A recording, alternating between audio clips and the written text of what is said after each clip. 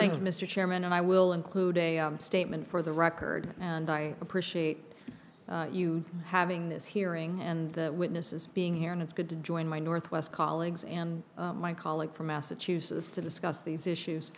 Obviously, this is an important aspect to our economy.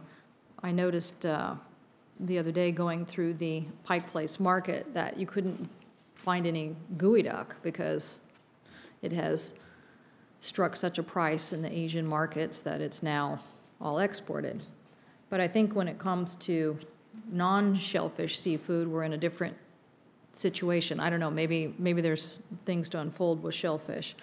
But it seems to me that, at least in our state, the economic impact is something like $3.7 billion and over 70,000 people employed. But what strikes me is how much this is really a market of international trade. I think we import something like $900 million of seafood products and export $1.1 billion. So this price is really being determined. I mean, this really is an international market. And the reason I bring that up is because aren't we really focused on these subsidies and tariffs and trade barriers and illegally and unreported and unregulated markets? And don't we really have to correct this if we are going to have a positive impact on the U.S. economy, given that some of these foreign markets are subsidized or we have trade barriers preventing us access? So, Mr. Moore, if you had comments on that. Thank you, Senator. I think you're correct. Obviously, we have on the West Coast a lot of fish that's sold overseas, and as long as we can compete fairly in the markets, we're happy to try to compete. You know yourself the quality of our West Coast seafood, and we're second to none in trying to get it over there. But you can't compete in a foreign market if you have a trade barrier, if you have other fish in that market that is subsidized, if there's illegal fishing happening that brings fish in at a lower price. All of these things are very important. You know, none of us in the industry want the government to be a sales agent for us. I've got member companies who've got sales staff that can sell oil to Saudi Arabia. But you know, we want the chance to be able to compete, and that's where the U.S. government can help to bring down the trade barriers, to level that playing field, and then let us go in there and compete and, along with our compatriots around the world. And Mr. Shore or Mr. Moore, is the WTO part of this as well in finding solutions to making sure that illegal subsidies are reduced? In my mind, absolutely, and I'll let Mr. Shore answer. Absolutely. Thank you. Thank you, Senator. Absolutely. We think the WTO is one of the places we have to look for this. And in fact, one of the outrageous things is that subsidies do continue to flow to pirate fishing.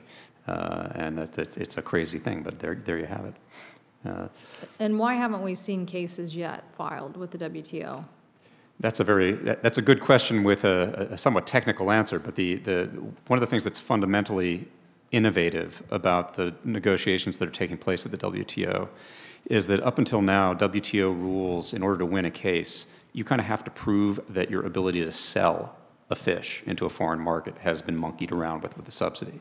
But if your fundamental problem is that you couldn't fish the fish before you could sell it, that you couldn't compete for the production rather than for the market, it's a lot harder to win a WTO case.